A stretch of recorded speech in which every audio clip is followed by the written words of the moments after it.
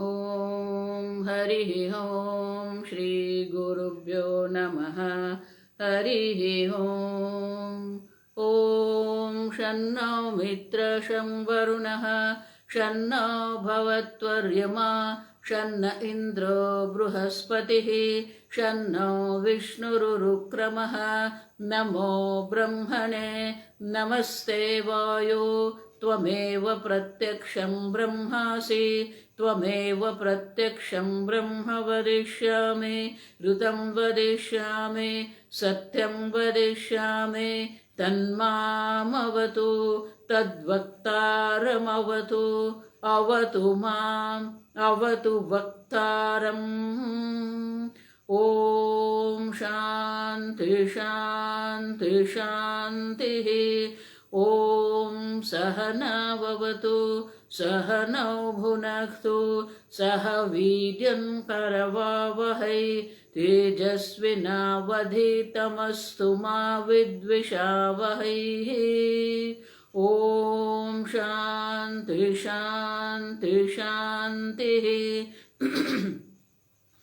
सदाशिवसमारम्भां शङ्कराचार्यमध्यमाम् अस्मदाचार्यपर्यन्तां वन्दे गुरुपरम्परां। श्रुतिस्मृतिपुराणानाम् आलयं करुणालयं नमामि भगवत्पादं शङ्करं लोकशङ्करं शङ्करं शङ्कराचार्यं केशवं बादरायणं सूत्रभाष्यकृतौ वन्दे भगवन्तौ पुनः पुनः।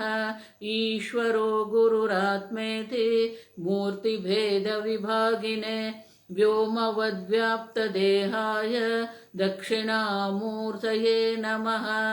निधये सर्वविद्यानां विषजे भवरोगिणां गुरवे सर्वलोकानां दक्षिणामूर्तये नमः।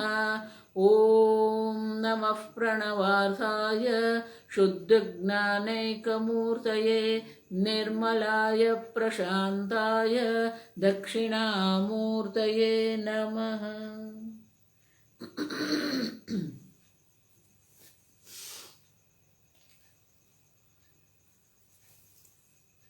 मंगलाचरण। ॐ नमः श्री शंकरानंद गुरुपादाम्बुजन्मने। ॐ नमः श्री शंकरानंद गुरुपादाम्बुजन्मने। सविलास महामोहग्राहग्रासैककर्मणे सविलास महामोहग्राहग्रासैककर्मणे।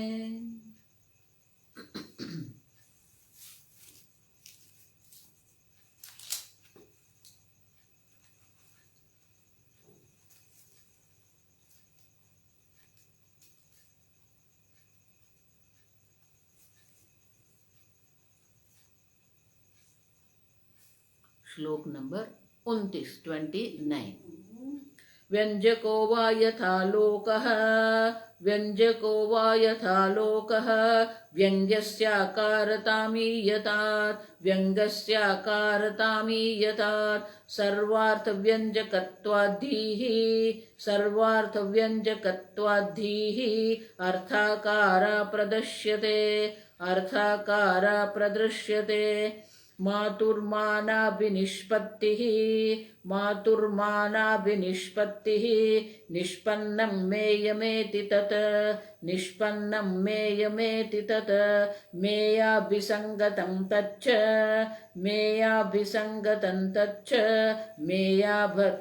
मेयाभत्वं प्रपद्यते।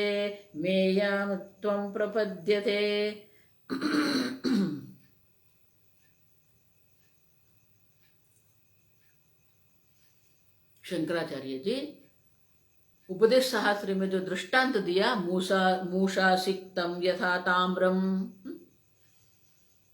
तो जिस प्रकार से पिघला हुआ जो ताम्र है वो चूहे का आकार धारण करता है, उसी प्रकार से हमारा अंतःकरण भी वो तत्तद विषय का आकार धारण करता है। तो प्रश्न उठाया कि जो अंतःकरण जो है वो तो अमूर्त है, तो वो कैसे मूर्त आकार धारण कर सकता है? और इसलिए दृष्टांत हमने दिया, प्रकाश का दृष्टांत देते हुए कहते हैं विद्यारण्य मुनि कि यथा आलोक है, और आलोक माने प्रकाश। प्रकाश क्या है? यथा सर्व प्रकाशक व्यंजक, सर्व को प्रकाशित करने वाला, व्यक्त करने वाला। व्यंजक माने जो व्यक्त करता है। अंधेरे में सब वस्तुएं होती है लेकिन अव्यक्त है। जब प्रकाश होता है तो प्रकाश सर्व वस्तु को प्रकाशित करके प्रकट करती है, व्यक्त करती है, और इसीलिए प्रकाश को कहते हैं व्यंजक, जो सर्व वस्तु को प्रकट करती है, व्यक्त करते हैं। वो जो प्रकाश जो है वो सर्व वस्तु को कैसे प्रकाशित करते हैं? व्यंजस्य आकारताम ईयात, जो वस्तुएं प्रकाशित हो रही है सबका आकार वो प्रकाश धारण कर लेता है। उसी प्रकार से सर्वार्थ व्यंजकत्वादीहि, अब देखो उसी प्रकार से जो सर्वार्थ, सर्व प्रकार के पदार्थ जो है, प्रकाश जो प्रकाशित करते हैं, जो सब पदार्थ को प्रकाशित करते हैं उसको रूप रंग कहते हैं हम। चक्षुरेंद्रिय के जो विषय है, रूप रंग है, उनको प्रकाशित करते हैं प्रकाश। लेकिन हमारी जो बुद्धि है वो कैसी है? सर्वार्थ व्यंजकत्वात्, हमारी बुद्धि तो सर्व अर्थ, सर्व पदार्थ माने कि सर्व विषयों को वो प्रकाशित करती है। अब समझो क्यों? शब्द स्पर्श रूप रस गंध, प्रकाश जो है वो रूप को प्रकाशित करता है, शब्द को प्रकाशित नहीं कर रहा है वो। लेकिन हमारी बुद्धि जो अंतःकरण है वो सारे सर्व प्रकार के विषय को अभिव्यक्त करते हैं। शब्दाकार वृत्ति भी हो सकती है, स्पर्शाकार वृत्ति भी होती है, रूपाकार वृत्ति भी होती है, रसाकार वृत्ति भी होती है, गंधाकार वृत्ति भी हमारे अंतःकरण में होती है। और इसीलिए विद्यारण्य मुनि कहते हैं हमारी बुद्धि जो है सर्व विषयों को विषयाकार वो बन सकती है। जिस प्रकार से प्रकाश रूप का आकार धारण करता है, उसी प्रकार से हमारी बुद्धि जो है सर्वार्थ व्यंजकत्वादीहि अर्थाकार प्रदृश्यते। प्रदृश्यते, प्रदृश्यते माने कि बुद्धि तत्त विषय आकार में दिखती है। प्रदृश्यते, आप पुष्प देख रहे हैं तो पुष्पाकार वृत्ति बनेगी। आप मुझे सुन रहे हैं तो आपके अंतःकरण में शब्दाकार वृत्ति हो रही है।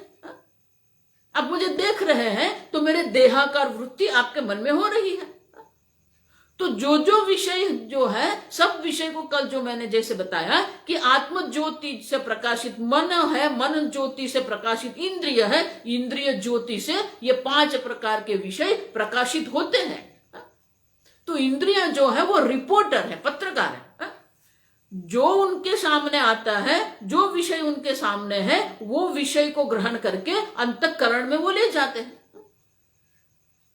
इंद्रियां कुछ करती नहीं है, आप समझो। इंद्रिया विषय ग्रहण करती है, वो ग्रहण करके ज्ञान इंद्रियों को नहीं होता है, वो अंतःकरण में ले जाते हैं और अंतःकरण में तत्त विषयाकार वृत्ति बनती है। और वो विषयाकार वृत्ति जो है, वही विषयाकार वृत्ति जो है, वो मन जो है वो साक्षी चैतन्य उसको प्रकाशित करता है। अब देखो, और इसलिए विद्यारण्य मुनि कहते हैं मूर्त और अमूर्त का कोई संबंध नहीं है। बुद्धि भी जो है वो तत्त विषय का आकार धारण कर सकती है। ये शंकराचार्य जी क्या कह रहे हैं वो अब दर्शाया। अब विद्यारण्य मुनि शंकराचार्य जी के शिष्य सुरेश्वराचार्य जी क्या कहते हैं? तो सुरेश्वराचार्य जी का जो श्लोक है, शंकराचार्य जी ने एक दक्षिणामूर्ति स्तोत्र बनाया है। उसमें ध्यान श्लोक भी है और 10 जो है श्लोक है दक्षिणामूर्ति स्तोत्र के। संपूर्ण वेदांत और संपूर्ण वेदांत की प्रक्रिया वो दक्षिणामूर्ति स्तोत्र में है। माने वो बहुत गहन है। विश्वम दर्पण दृश्यमान नगरी, बहुत सुंदर है। अब वो इतने गहन है तो उनके ऊपर सुरेश्वराचार्य जी ने मानस उल्लास करके वार्तिक लिखा है। एक एक श्लोक को, एक एक शब्द को समझाया है। वो जो वार्तिक जो लिखा है, शंकराचार्य जी की भाष्य जो है या शंकराचार्य जी की जो रचना है उसके ऊपर श्लोक जब हम लिखते हैं उसको वार्तिक कहते हैं। वार्तिक का अर्थ होता है जो कहा है उसी को भी प्रकट करते हैं, जो ठीक से नहीं कहा है उसे ठीक करते हैं, और जो नहीं कहा है लेकिन कहने की आवश्यकता है वो भी जो प्रकट करते हैं उसे वार्तिक कहते हैं। अब तो दक्षिणामूर्ति स्तोत्र पर मानसोल्लास जो है, वो मानसोल्लास का एक श्लोक जो है वो यहां दर्शाते हैं, अर्थतः दर्शाते हैं। तो श्लोक हमने पढ़ा, मातुः मान अभिनिष्पत्ति।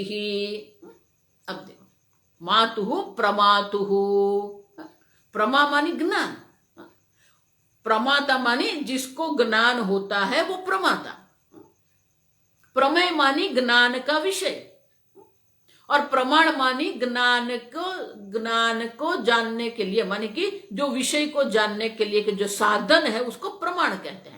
प्रमाता है, प्रमाण है, और प्रमेय है, और प्रमा है। ये मां शब्द के आगे प्र उपसर्ग लगता है, उसका अर्थ ज्ञान होता है। ज्ञान देखो, ज्ञाता जानने वाला, ज्ञेय ज्ञान का विषय, और ज्ञानम उसी प्रकार से प्रमाता प्रमाणम प्रमेय। तो यहां सुरेश्वराचार्य जी कहते हैं प्रमातुः, ये जो प्रमाता है, जो ज्ञाता है, उसका क्या होता है? मान अभिनिष्पत्ति ही। प्रमाता जो है, वो प्रमाता जो है, सबको जानने वाला जो है, वो साक्षी चैतन्य स्वरूप है। अब वो जो चैतन्य स्वरूप जो है उसका क्या होता है? मान अभिनिष्पत्ति ही साधिष्ठान बुद्धिस्त चिदाभास रूपात प्रमातुः मान अभिनिष्पत्ति ही। ये जो प्रमाता है वो चिदाभास माने कि अंतःकरण में उनका प्रतिबिंब पड़ता है, और वो प्रतिबिंब के कारण वो चिदाभास बन, चैतन्य स्वरूप जो है वो चिदाभास के रूप में बन जाता है। माने कि जो प्रमाता है वो प्रमाण का आकार, अंतःकरण का आकार धारण कर लेता है, वो अंतःकरण बन जाता है। प्रमातुः मान अभिनिष्पत्ति ही, अंतःकरण, वो अंतःकरण को चेतन बना देता है। मानस्य साभांतःकरण वृत्ति रूपस्य। अब वो जो अंतःकरण जो है, वो अंतःकरण में वृत्ति उत्पन्न होती है। तो जो अंतःकरण की वृत्ति जो है वो भी चेतन है, क्योंकि उनका अधिष्ठान भी साक्षी चैतन्य है, उनका प्रकाशक भी साक्षी चैतन्य है। और इसीलिए कहते हैं कि इस प्रकार से जो चैतन्य स्वरूप आत्मा है, वही चैतन्य स्वरूप आत्मा अंतःकरण चिदाभास जो होता है, अंतःकरण में चिदाभास होने के कारण वो चिदाभास माने कि मान अभिनिष्पत्ति ही, माने कि अंतःकरण बन जाता है, अंतःकरण जैसा दिखता है। आप समझो, अभिनिष्पत्ति ही माने कि अंतःकरण जैसा वो दिख रहा है। अब वो जो अंतःकरण है मेयमिति तत, अब वो जो चिदाभास जो है वो विमेय, में माने कि ज्ञान का विषय। तो वो जो अंतःकरण में चिदाभास है, वो चिदाभास अब विषयाकार वृत्ति में निष्पन्न होता है। तो पहले चैतन्य स्वरूप प्रमाता है, वो पहले अंतःकरण में चिदाभास रूप बन जाता है। वो चिदाभास जो अंतःकरण में है वही विषयाकार धारण करता है, विषयाकार वृत्ति बनती है। अब देखो, अब जब विषयाकार वृत्ति बनती है, मेय अभिसंगतम तच्च मेय आभत्वम प्रपद्यते। अब वो जो है, अब देखो क्या हुआ, अंतःकरण जो चिदाभास युक्त अंतःकरण जो प्रमाता बन गया है, प्रतीत होता है, उसको ये विषय के साथ क्या, मेय संगति ही, मेय अभिसंग। अब इंद्रिय और इंद्रिय के विषय का जो अभिसंग है, माने कि उनका संपर्क जब होता है तब क्या होता है, मेयत्वम आभत्वम, वो मेयाकार माने कि विषयाकार वो बन जाता है। तो ये प्रक्रिया आप समझो, देखो इतना सूक्ष्म यहाँ विश्लेषण किया जाता है। हम तो ऐसे ही पुष्प देखते बोल देते मैंने पुष्प देखा, हा? 1 सेकंड में बोल देते ये पुष्प मैंने देखा, लेकिन उसके पीछे क्या क्या हो रहा है, कौन सी प्रक्रिया हो रही है जिसके कारण आप कह सकते हैं मैं पुष्प को जानता हूं। और इसलिए कहते हैं कि इस प्रकार से पहले वो जो प्रमाता है वो प्रमाता चिद्भास बन जाता है, अंतःकरण के आकार का बनता, वो अंतःकरण की वृत्ति उत्पन्न होती है, वो वृत्ति जो है विषय के साथ संगत का हो जाती है और विषयाकार वो बनती है। तच्च में आभत्वम प्रपद्यते। तो चैतन्य स्वरूप जो आत्मा, जो स्वप्रकाश चैतन्य स्वरूप जो आत्मा है वो चिदाभास बन जाता है, अंतःकरण बनता है, अंतःकरण की वृत्ति बनती है। अंतःकरण वृत्ति जो है वो अंतःकरण वृत्ति जो है वही अंतःकरण की वृत्ति विषयाकार धारण करती है और हम कहते हैं ये घटाकार वृत्ति ही। अब देख, उसको शास्त्र में वृत्ति व्याप्ति कहते हैं, शास्त्र में उसको वृत्ति व्याप्ति कहते हैं। जब तक कोई भी विषय जब तक आपके अंतःकरण में धारण नहीं होता है, जब तक आपका अंतःकरण तब तक विषयाकार नहीं बनता है, तब तक आपको ये ज्ञान हो ही नहीं सकता है। इसलिए आप और ये जगत के बीच में आपका अंतःकरण है। आप समझो, आप जो चैतन्य स्वरूप आत्मा है और बाहर जो ये जगत है, दोनों को बीच में ये अंतःकरण है, चिदाभास युक्त जो ये अंतःकरण है।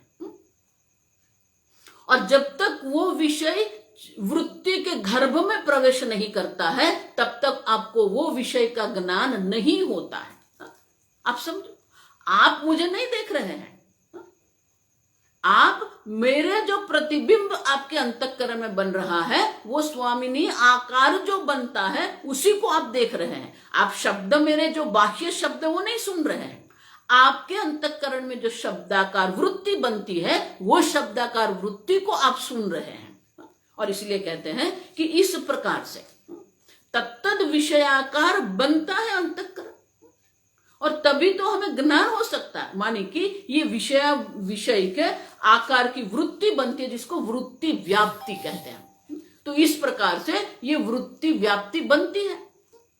अब देखो, तो इनका अर्थ क्या हुआ?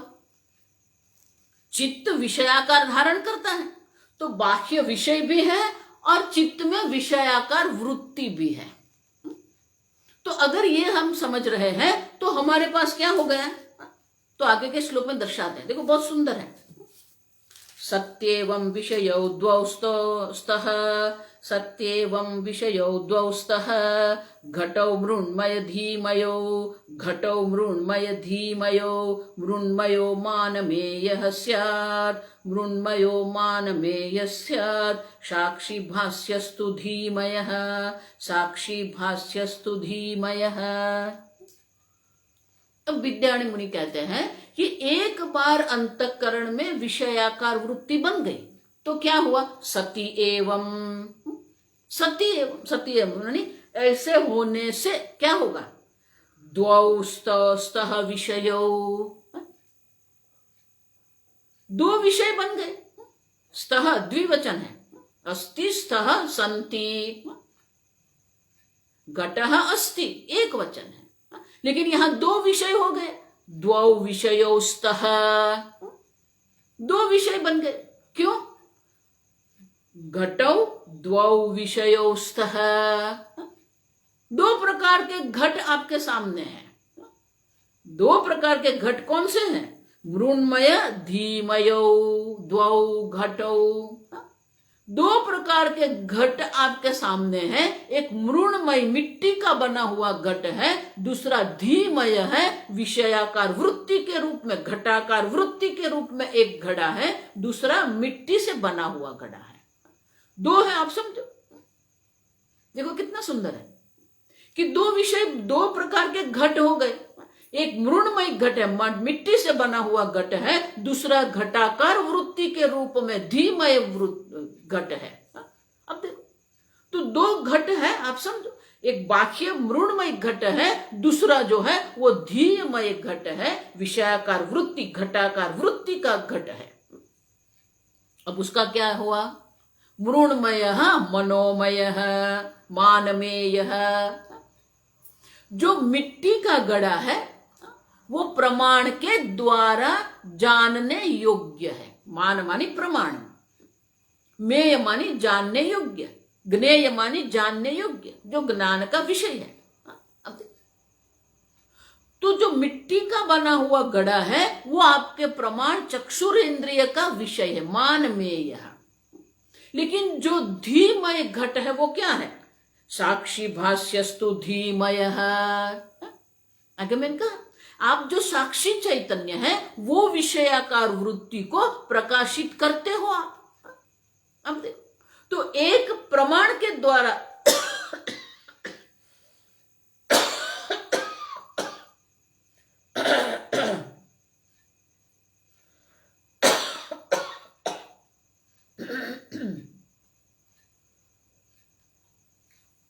माफ करना,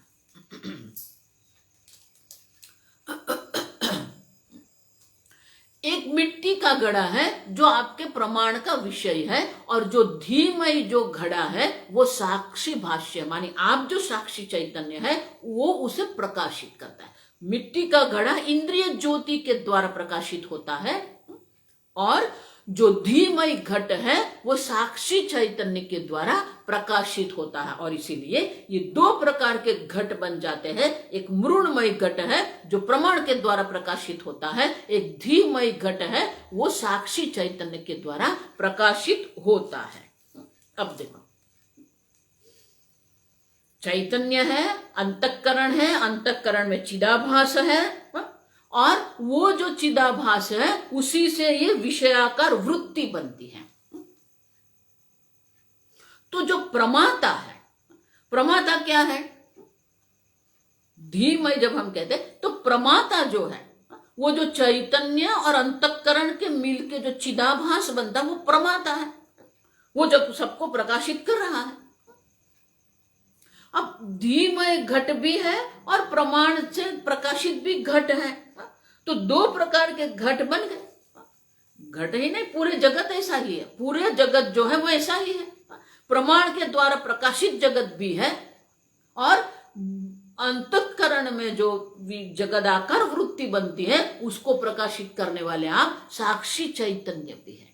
तो इसीलिए दो प्रकार के विषय बन गए, एक मृण्मय घट है, एक धीमय घट है। अब उसका क्या होगा? आप ये दो की क्यों बात कर रहे हैं? ये बहुत इतना सारा विश्लेषण, सूक्ष्म विश्लेषण क्यों कर रहे हो? सीधी सीधी बात करो। कोई सीधी बात नहीं, आप समझो, ये समझना ही पड़ेगा। क्यों?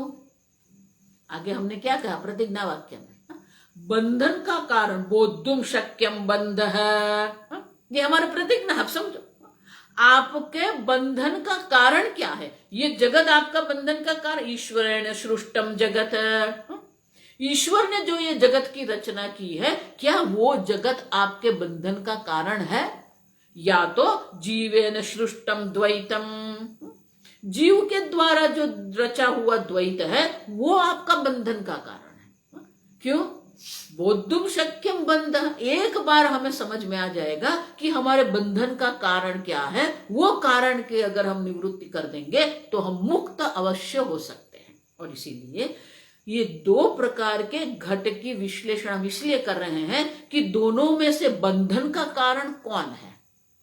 मृण्मय घट आपका बंधन का कारण है या धीमय घट आपका बंधन का कारण है। और इसीलिए आगे के श्लोक में विद्यारण्य मुनि कहते हैं कि ये दो प्रकार के घट इसलिए हम दर्शाते हैं कि उसी से आपको समझ में आएगा कि आपका बंधन का कारण क्या है। आगे का श्लोक, अन्वय व्यतिरेकाभ्याम धीमयो जीव बंध कृत, धीमयो जीव बंध कृत, सत्यस्मिन् सुख दुःखे स्तः, सत्यस्मिन् सुख दुःखे स्तः, तस्मिन् न सति न द्वयम्, तस्मिन् न सति न द्वयम्। अब हम अन्वय व्यतिरेक करेंगे। अन्वय व्यतिरेक माने क्या है? एक की हाजिरी है, दूसरे की हाजिरी नहीं है। अन्वय माने हाजिरी, अस्तित्व। घड़े में मिट्टी का अस्तित्व है, माने कि घड़े में मिट्टी का अन्वय है, लेकिन मिट्टी में घड़ा का व्यतिरेक है। मिट्टी में घड़ा नहीं है, घड़े में मिट्टी है, लेकिन मिट्टी में कोई घड़े नाम की चीज है ही नहीं। मृत्तिके तेव सत्य। उसी प्रकार से ये अन्वय व्यतिरेक हम करेंगे। किसका? सुख दुख का अन्वय व्यतिरेक हम करेंगे। तो कहते हैं धीमयः जीव बंधकृत। अगर हम सुख दुख का अन्वय व्यतिरेक करेंगे तो हमारे समझ में यह आता है कि जो मृण्मय घट है वो आपका बंधन का कारण नहीं है, धीमय घट जो है वो आपके बंधन का कारण है। क्यों? सति अस्मिन् सुख दुखे स्तः। सति अस्मिन्, देखो ये संधि है ना, ठीक से छोड़नी पड़ती है, पहले समझ में आना चाहिए। सत्य शब्द नहीं है ये, अगर किसी को संस्कृत मालूम नहीं होगा तो उसको वो सत्य करके बोल देंगे। ये सत्य शब्द नहीं है। सति अस्मिन्, ई वत्ता अ, देखो सत्यस्मिन्, ये होने से, क्या होने से? सुखे दुखे, सुख दुखे स्तः। धीमय घट होने से ही सुख दुख होते हैं। स्तः माने द्विवचन, सुख दुखे द्विवचन। रामः, वनम वने वनानि, वने माने द्विवचन, सुख दुखे। स्तः, धीमय घट होने से ही आप सुख दुख का अनुभव कर सकते हैं। तस्मिन् सति न द्वयम, वो नहीं है तो न द्वयम माने ये दो सुख दुख नहीं होते हैं। धीमय घट से ही सुख दुख है, धीमय घट नहीं है तो ये दो सुख दुख संभव नहीं है। अब समझो उसका अर्थ क्या हुआ? एक के होने से होता है, एक से न होने से नहीं होता। ये अन्वय भी है, व्यतिरेक भी है। धीमय घट होने से सुख दुख होता है, अन्वय हो गया। धीमय घट न होने से सुख दुख नहीं होता है, व्यतिरेक हो गया। अब देखो, तो हमें समझना पड़ेगा कि हमारा दुख का कारण मृण्मय घट नहीं है, जगत नहीं है। अब समझो, जगत आपका दुख का कारण नहीं है। अब समझो, वाल्मीकि रामायण में ये प्रसंग आता है। ऐसे ही पंपा सरोवर के किनारे वृक्ष के नीचे मां सीता और भगवान श्री राम बैठे थे। भगवान श्री राम के चरण में लक्ष्मण बैठा था। अब राम देख रहे थे, श्री राम देख रहे थे, सुबह से लक्ष्मण के मन में कुछ चल रहा है। उसके मुख से सब पता चलता था कि उसके दिमाग में कुछ चल रहा है। अब जब शांति से बैठे थे वो लोग, अब लक्ष्मण क्या कर रहा था? उसके आसपास जो घास था वो उखाड़ के फेंक रहा था। गुस्से में था, वो क्रोध था ना, वो क्रोध वो घास पर निकाल रहा था, वो उखाड़ के फेंक रहा था। अब मां सीता और श्री भगवान जो है वो एक नैसर्गिक देख रहे थे, बढ़िया सा वृक्ष है, पशु है, पक्षी है, तालाब है, तो वो ऐसे आनंद ले रहे थे कुदरत का। अब अचानक राम ने देखा कि लक्ष्मण कुछ बोलता नहीं है, तो श्री राम ने नीचे देखा तो ये पूरा घास उखाड़ के फेंक दिया था। तो श्री राम ने प्रेम से लक्ष्मण से पूछा, अरे लक्ष्मण क्या हो गया, ये क्या कर रहा है तू? तो बोले कि नहीं कुछ नहीं, ऐसे ही बैठा हूं। तो नहीं बोले, मैं सुबह से देख रहा हूं कुछ तो तेरे मन में चल रहा है, और ये इतना क्रोध क्यों है तेरे मन में? तो बोले कि मेरे मन में मां कैकेयी के प्रति अत्यंत क्रोध है। क्यों? तो बोले आप, उनके कारण ही आप दोनों को यहां रहना पड़ता है। इतने जंगल की ये प्रतिकूलता जो है, वो प्रतिकूलता आपको सहन करनी पड़ती है। तापसी वेश में आप रहते हैं, खुले पैर से आपको चलना पड़ता है, वन भोजन आपको करना पड़ता है, तो आपकी जो ये प्रतिकूलता जो आपके जीवन में है, वो प्रतिकूलता का कारण मां कैकेयी है, और इसीलिए उनके ऊपर मुझे क्रोध आ रहा है। तब श्री राम बहुत सुंदर कहते हैं, सुख दुखस्य न कोपि दाता। अब देखो ये वाक्य, आपको सुख दुख देने वाला ये जगत में कोई है ही नहीं। सुख दुखस्य न कोपि दाता, परो ददातीति मोहः, इनके कारण मैं दुखी हूं, ये आपका मोह है। मोह माने कि रॉन्ग थिंकिंग, मोह माने कि रॉन्ग थिंकिंग, आप समझो, आपकी सोच में खोट है, आपकी सोच जो है वो ठीक नहीं है, अयोग्य सोच है। मोह माने अयोग्य सोच।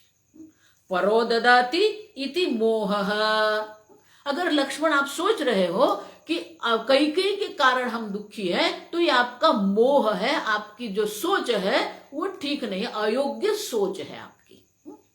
देखो यही होता है आपके जीवन में, सुख दुख जब भी आते हैं तो आप दूसरे को उनके लिए कारण मानते हो, दोषारोपण भी हम करते हैं, इसके कारण मेरे जीवन में ये हुआ, उसके कारण मेरे जीवन में ये हुआ, इसके कारण आज मैं समृद्ध हूं, इसके कारण आज मैं दुखी हूं।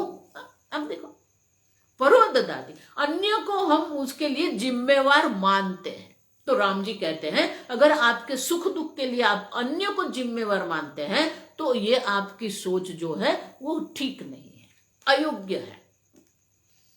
अहमेवैति कुबुद्धि, अगर आप सोच रहे हैं आपके कारण ही आप दुखी सुखी है, तो वो भी गलत है, कुबुद्धि। अब बहुत लोग हैं वो अहम अहम करके बैठे रहते हैं, हमेशा वो अहम में ही चलते हैं, मैंने ये किया, मैंने वो किया। अब देखो, सुख का कारण भी मैं हूं, और बहुत सारे लोग होते हैं वो दुख का कारण भी अपने आप को ही मानते हैं, मैं बुद्धू हूं, मेरे को समझ में आता नहीं है इसलिए सब हो रहा है। अब अपने आप पर दोषारोपण करते हैं, या अपने आप पर वो यश देते हैं, मैंने किया ये। तो श्री राम कहते हैं, अहमेव इति कुबुद्धिः। अब देखो, सुख दुःखस्य न कोऽपि दाता परो ददाति इति मोहः अहमेव इति कुबुद्धिः। तो ये प्रश्न आएगा मन में कि कोई अगर सुख दुख देने वाला है ही नहीं, तो हम सुखी दुखी क्यों होते हैं? सुख दुख तो हमारे जीवन में आते ही है, कोई हमारे लिए प्रतिकूल है, कोई हमारे लिए अनुकूल है। जो अनुकूल है उसके लिए हमें सुख होता है, जो प्रतिकूल है उसके कारण हमें दुख होता है। तो हम बाहर देखते हैं, कोई रास्ते पर चल रहा है, एक युवान ने आके स्कूटर पर आके उसको धक्का दे दिया, वो गिर गया, उसको हड्डी टूट गई। तो वो हड्डी टूट गई, उसकी प्रतिकूलता जो है उनके कारण तो वो युवान है, वो युवान के कारण ही हुआ। क्यों? उसने ऐसा चला रहा था वो स्कूटर कि जिसके कारण ये हो गया। तो आप क्यों कह रहे हैं कि वो दुख का कारण वो युवान नहीं है? अब तो श्री राम उनका उत्तर भी देते हैं। चौथा पाद जो श्लोक का है वो उनका उत्तर है, सुख दुःखस्य न कोऽपि दाता परो ददाति इति मोहः अहमेवति कुबुद्धिः। तो फिर ये क्यों हो रहा है? स्वकर्म सूत्र ग्रथितः जंतुः। देखो बहुत सुंदर है, प्रैक्टिकल है ये। स्वकर्म सूत्र ग्रथितः जंतुः। हम सब जो सूत्र से जुड़े हुए हैं वो सब हमारे अपने कर्म है। आपके जीवन में जो भी हो रहा है वो सब आपके पूर्व जन्म के कर्म है, जिसको प्रारब्ध कर्म कहते हैं। प्रारब्ध कर्म से ही होता है ये सब। स्वकर्म सूत्र ग्रथितः जंतु, ये आपके माता पिता है, वो माता पिता आपके हैं, वो आपके कर्म है। इस देश में आपका जन्म हुआ, ये आपका कर्म है। ये सब कर्म से चल रहा है, आप समझो। लेकिन ये कर्म जो है वो आपके समझ की बार की वस्तु है। आप कर्मों को भी ऐसे हल्के में मत लेना। चौथे अध्याय में गीता में भगवान कहते हैं गहना कर्मणो गति अर्जुन, ये कर्मों को समझना इतना सरल नहीं है। क्यों? गहना कर्मणो गति, कर्म की जो गति है वो हमारे समझ से परे है, और इसीलिए ये जगत हमारे सुख दुख का कारण नहीं है, आप समझो। और इसीलिए वही बात ये विद्यान मुनि कहते हैं, जो मृणमय घट जो है वो आपका सुख दुख का कारण नहीं बन सकता। ईश्वर निर्मित जो ये सृष्टि है, ईश्वर निर्मित जो ये द्वैत जगत है, वो आपका दुख का कारण नहीं है, आप समझो ठीक से। लेकिन ये जो द्वैत है वो क्या है? आगे देख के गए, ईश्वरेण जीवेन सृष्टम जगत द्वाभ्याम समन्वितम, ये दोनों से समन्वित है, दोनों से युक्त है। ये जगत में दोनों है, ईश्वर सृष्टि भी है, जीव सृष्टि भी है, दोनों एक साथ है, आप सब। लेकिन जो मृणमय घट है वो आपका सुख दुख का कारण नहीं है, धीमय घट जो है वो आपका सुख दुख का कारण हो सकता है। और इसीलिए कहते विद्यारण्य मुनि कहते हैं कि अन्वय व्यतिरेक के द्वारा हम ये बात समझ सकते हैं। क्यों? क्योंकि बाहर का मृणमय घट जो है, देखा, यस्मिन सती धीमय घट होने से सुख दुख का अनुभव हो सकता है, मृणमय घट धीमय घट न होने से सुख दुख का अनुभव हमें नहीं होता है। अस्मिन सती, आप सब, मृणमय घट है कि नहीं है, लेकिन धीमय घट जो है वही हमारा सुख दुख का कारण है। अगर धीमय घट है तो वो सुख दुख का कारण है, धीमय घट नहीं है तो सुख दुख का होता नहीं है। वो कैसे होता नहीं है? आप कैसे कह सकते हो ऐसा? आपने कैसे मान लिया कि ये जगत सुख दुख का कारण नहीं है? ये अन्वय व्यतिरेक आप कैसे करते हो? तो अगले 3 श्लोक में हमें विद्यारण्य मुनि समझाते हैं। तो अगला ये 33वां श्लोक हम पढ़ते हैं। अस्त्यपि च बाह्यार्थे असत्यपि च बाह्यार्थे स्वप्नादौ बध्यते नरः, स्वप्नादौ बध्यते नरः समाधि सुप्ति मूर्छासु, समाधि सुप्ति मूर्छासु सत्यप्यस्मिन् बध्यते, सत्यप्यस्मिन् न बध्यते। असत्यपि, असत्यपि मानी असति अपि, असति अपि मानी जो नहीं है। क्या? बाह्यार्थे, एक ऐसी अवस्था है जिसको हम स्वप्न कहते हैं। अब स्वप्न में क्या होता है? स्वप्न में आप जो देख रहे हैं वो बाह्य अर्थ नहीं है, बाहर का घट या बाहर की नदी या बाहर का पर्वत या बाहर का घर नहीं है। बाह्यार्थ असति अपि क्या होता है? स्वप्नादौ, स्वप्न में, बध्यते नरः, अब बाहर कोई विषय नहीं है, आपके मन में ही वो स्वप्न जगत है। आपके मन में जो स्वप्न जगत है वो धीमय स्वप्न जगत है, और वो जो स्वप्न जगत है वो क्या होता है? बध्यते नरः। क्यों? क्योंकि बाहर जो विषय होगा, स्त्री आदि अनुकूल विषय हो सकते हैं, सिंह आदि प्रतिकूल विषय भी हो सकते हैं। तो स्वप्न में अगर आप आपके अनुकूल विषय देखेंगे, परिवार देखेंगे, आपको सुख की अनुभूति होगी। स्वप्न में ही अगर आपने सिंह देख लिया, नाग देख लिया, वो प्रतिकूलता के कारण आपके मन में भय हो सकता है, आपके मन में क्रोध आ सकता है, अब देखो दुख की अनुभूति हो सकती है। तो स्वप्न में सुख दुख है, और वो सुख दुख से वो नर जो है बंधा हुआ है। लेकिन बाह्य तो कोई विषय नहीं है। स्वप्न जगत आपके स्वप्न मन है, जो स्वप्न जगत है वो धीमय जगत है। वो धीमय जगत में आप सुखी दुखी हो रहे हैं, लेकिन बाह्य तो कोई विषय है ही नहीं, और इसीलिए बाह्य विषय से सुख दुख नहीं है। जो धीमय विषय है उसी से सुख दुख है।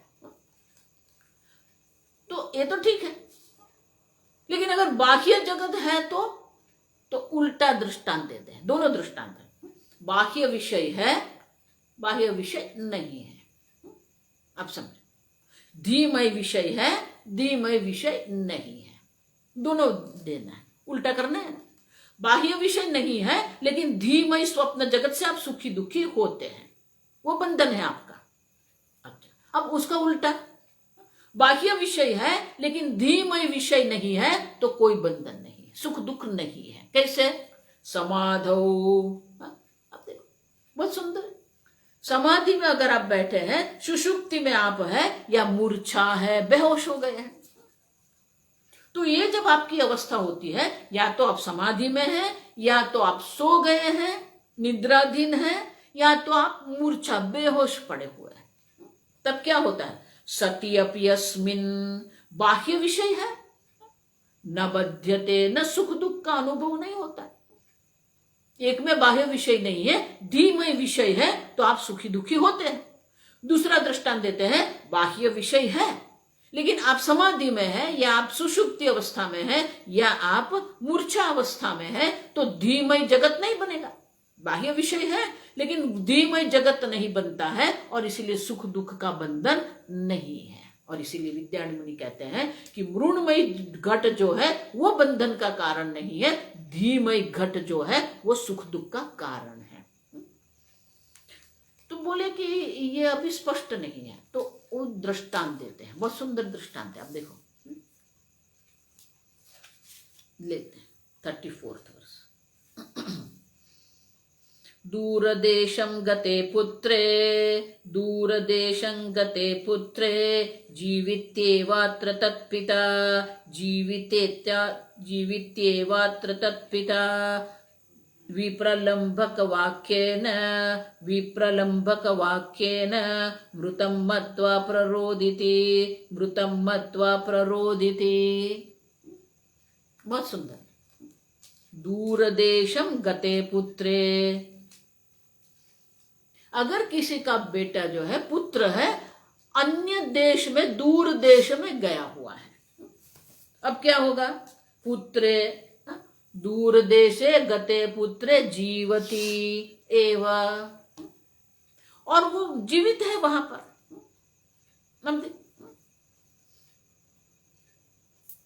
तत्पिता, दूर देश में गया हुआ पुत्र जीवित है, लेकिन तत्पिता प्ररोदति, उनके पिता यहां रो रहे हैं। अब क्यों रो रहे हैं? विप्रलंभक वाक्येन, विप्रलंभक माने कोई कपटी व्यक्ति है, झूठ बोल रही है। अब सब तो वो जो विप्रलंभक माने कि ये कपटी व्यक्ति जो है, ठग कहते हैं उसको, अंग्रेजी में भी ठग ही कहते हैं, ये ठग है। वो ठग ने आके क्या कह दिया? विप्रलंभक वाक्येन त्वत्पुत्रं मृतम, आपका बेटा मर गया है। अब वो ठग का वाक्य सुन के, वाक्येन मृतं मत्वा प्ररोदिति, वो ठग का वाक्य सुन के, उनको सत्य मान के पिता क्या कर रहे हैं? मृतं मत्वा, अपने पुत्र को मृत मान के वो रो रहे हैं। उनका पुत्र तो जीवित है दूर देश में, लेकिन ये वाक्य सुन के कि आपका बेटा मर गया, ये वाक्य ठग ने कह दिया और उन्होंने सत्य मान लिया, और सत्य मान के सोच लिया मेरा बेटा मर गया, और वो रो रहे हैं। अब देखो, बाह्य पुत्र तो जीवित है, लेकिन वो विप्रलंभक ठग का वाक्य जो है, मन में क्या धी उत्पन्न करता है? मेरा पुत्र मर गया, ये धीम, आप समझो, ये धीमय है। मृत पुत्र जो है वो धीमय है, अब समझो। और इसीलिए वो धीमय मृत पुत्र को सोच के वो रो रहे हैं, अब समझो। बाहर तो वो जीवित है, लेकिन उनको मान के भी वो रो रहे हैं। और उससे उल्टा भी होता है। क्या होता है उससे उल्टा? तो अगले श्लोक में कहते हैं, मृतेपि तस्मिन् वार्तायां मृतेऽपि तस्मिन् वार्तायाम् अश्रुतायां न रोदिति अतः सर्वस्य जीवस्य बन्धकृन्मानसं जगत्। अब देख, एक दूसरी परिस्थिति है, क्या है? मृतेऽपि तस्मिन्, वही बेटा मर गया है दूर देश में। अब देखो, तस्मिन् वार्तायाम अश्रुतायाम, वार्ता माने समाचार, संदेश। तो बेटा दूर देश में मर गया है, लेकिन उनको ये समाचार मिला नहीं है, ये माहिती उनके पास नहीं। अश्रुतायाम वार्तायाम, ये संदेशा उसको नहीं मिला है। न रोदिति, वो नहीं रो रहा है, क्योंकि उसके मन में पुत्र जीवित है। वहां बाहर में मर गया है पुत्र, मृत्य थी, लेकिन उसके मन में पुत्र जीवित है, इसलिए वो रोता नहीं। न रोदिति, आप समझ, बाहर जीवित है, लेकिन अगर उसने मान लिया मेरा बेटा मर गया तो वो रोए लेंगे। बाहर पुत्र मर गया है, लेकिन उसके पास वो ज्ञान नहीं है, माने कि उसकी बुद्धि में अभी भी पुत्र जीवित है, तो वो नहीं रोएंगे। अब समझे, इसलिए कहते हैं अतः, ये सर्व विश्लेषण करने के बाद हम क्या निश्चय पर आ सकते हैं, क्या निश्चय कर सकते हैं? अतः सर्वस्य जीवस्य बंधकृत मानसं जगत, और इसीलिए सर्व जीव के लिए मानस जगत ही बंधन का, सुख दुख का कारण है। बाह्य जगत जो है, ईश्वर सृष्ट द्वैत जो है, वो आपका बंधन का कारण नहीं है। जो मानस जगत जो है, वो आपके बंधन का कारण है।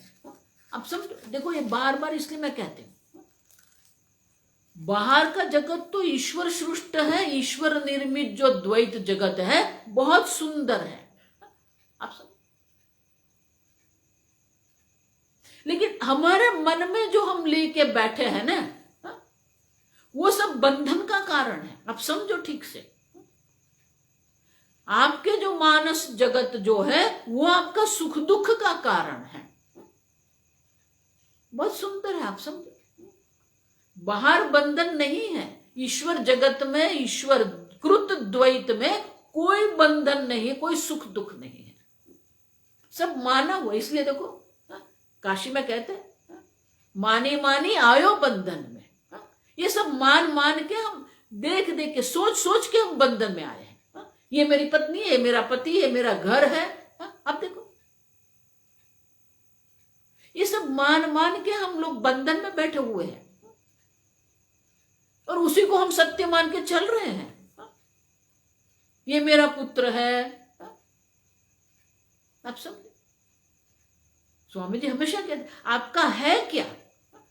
Nothing belongs to you, understand that. आपका कुछ है ही नहीं, लेकिन आप मान के बैठे ये सब मेरा है। आगे देखेंगे ना, अहंता ममता, ये जो ईश्वर जगत, ईश्वर कृत जगत है, उसमें हमने अहंता ममता कर दिया है। वो अहंता ममता जो है, वो धीमय जगत है, जो आपको सुख दुख, सुखी दुखी कर रहा है। चाहे कितने भी भूकंप हो जाए, धरती कंप हो जाए, चाहे कितने भी सुनामी आ जाए, आप सुखी दुखी नहीं होते हैं। लेकिन अगर आपका बेटा वहां पर है, आप सुखी दुखी हो जाएंगे। क्यों?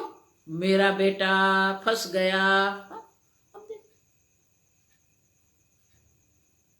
अब समझो, तो ये जो अहंता ममता करके हम बैठे हैं, वो जो हमारा जगत, मानस जगत जो है, वो हमारे दुख का कारण है। ये जीवेन कृत द्वैतम, ये जीव द्वारा, आपके द्वारा जो द्वैत बनाया हुआ है, वो द्वैत आपको सुखी दुखी कर रहा है। बाह्य ईश्वर कृत द्वैत कभी भी किसी के बंधन का कारण नहीं बनता है। और इसीलिए ये विवेक हमें अभी करना पड़ेगा। क्यों? जगत द्वाभ्याम समन्वितम, ये जगत में दोनों है, मृण्मयी घट भी है, धीमयी घट भी है। अब समझो, मृण्मयी घट जो है वो ऑब्जेक्टिविटी है, ईश्वर सृष्टि है। धीमयी जो जग घट है, वो आपकी सृष्टि है, जीव सृष्टि है। वो आपका बंधन का कारण है। तो कोई अगर कहे अच्छा ऐसा है स्वामी जी, अभी एक काम करते हैं, जगत देखना ही बंद कर देते हैं, हम भाग जाते हैं, हिमालय चले जाएंगे, ये हमारा सुख दुख का कारण है ना।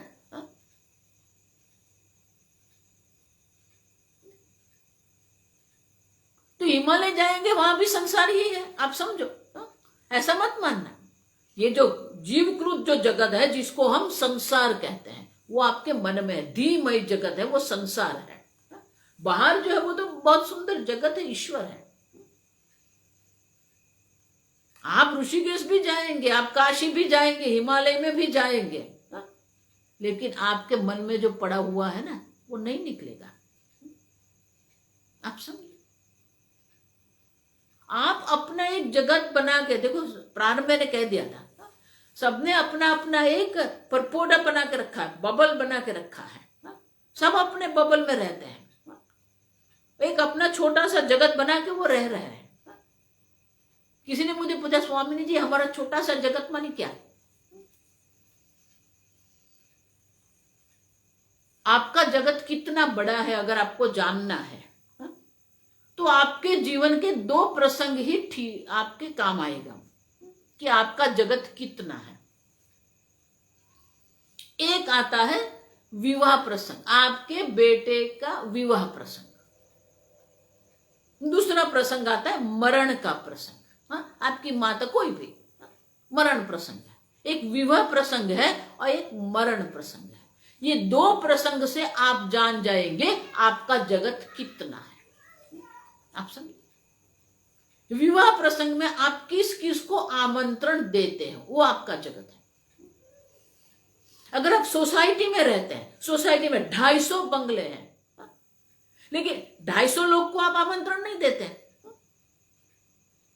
वो 250 में से 50 को आमंत्रण देते हैं, तो भले बाह्य जगत 250 सोसाइटी का है, लेकिन आपका जगत वो 50 का है।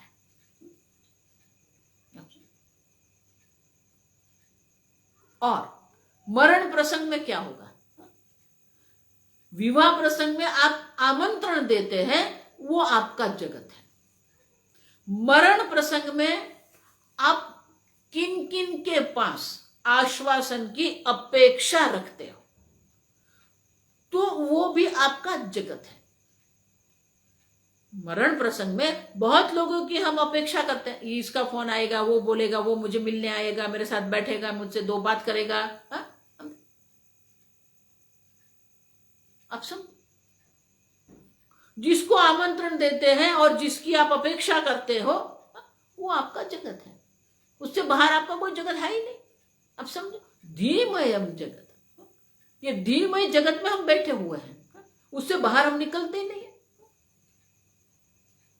इसीलिए देखो, हम आप समझो ठीक से, इसलिए आपका जो एक बना बनाया हुआ जगत जो है, उससे अगर आपको बाहर जाना पड़ता है ना, तो आप असुरक्षा की अनुभूति करते हैं। आप समझो, बिल्कुल असुरक्षित हो जाते हैं। अगर कोई कहेगा अभी मैं बैंगलोर जाके रहूंगा, अरे बैंगलोर जाएगा तो वहां कौन जानता है आपको? मानी आपका जगत वहां नहीं है, आप किसी को नहीं जानते हो, मानी कि आपका जगत वहां पर नहीं है। अगर आपका जगत वहां पर नहीं है तो आप सुरक्षित नहीं है। तो अपने जगत को बना के हम ऐसा मानते हैं ये जगत में हम सुरक्षित हैं, यही हमारा सुख का कारण। देखो अर्जुन का भी वही था, स्वजनम ही कथम हत्वा सुखिनः स्याम माधव। अपना सुख दुख उसने स्वजन में रख दिया। आप समझे, अर्जुन का भी एक छोटा सा जगत था। इसीलिए जब भगवान ने विराट रूप का दर्शन करवाया, तो उसके समझ में नहीं आया। क्यों? क्योंकि वो तो एक अपने अल्प जगत में बैठा हुआ था, और इतना विशाल अनंत जगत को देख के वो भ्रमित हो गया, वो भयभीत हो गया। अब देखो, अब समझो ठीक से। और इसलिए विद्यान मुनि स्पष्ट शब्दों में कहते हैं, ये धीमय जगत जो है वो आपके बंधन का कारण है। आगे हम कल देखेंगे। ॐ स्वस्ति प्रजाभ्यः परिपालयन्ताम् न्यायेन मार्गेण महीं महिषाः गोब्राह्मणेभ्यः शुभमस्तु नित्यं लोकाः समस्ताः सुखिनो भवन्तु काले वर्षतु पर्जन्यः पृथिवी सस्यशालिनी देशोऽयं क्षोभरहितः ब्राह्मणाः सन्तु निर्भयाः ॐ सर्वेषां स्वस्तिर्भवतु सर्वेषां शान्तिर्भवतु सर्वेषां पूर्णं भवतु सर्वेषां मङ्गलं भवतु सर्वे भवन्तु सुखिनः सर्वे सन्तु निरामयाः सर्वे भद्राणि पश्यन्तु मा कश्चित् दुःखभाग् भवेत् असतो मा सद्गमय तमसो मा ज्योतिर्गमय मृत्योर्मा अमृतङ्गमय ॐ पूर्णमदः पूर्णमिदं पूर्णात् पूर्णमुदच्यते पूर्णस्य पूर्णमादाय पूर्णमेवावशिष्यते ॐ शान्ति शान्ति शान्तिः हरिः ॐ श्रीगुरुभ्यो नमः हरिः ॐ।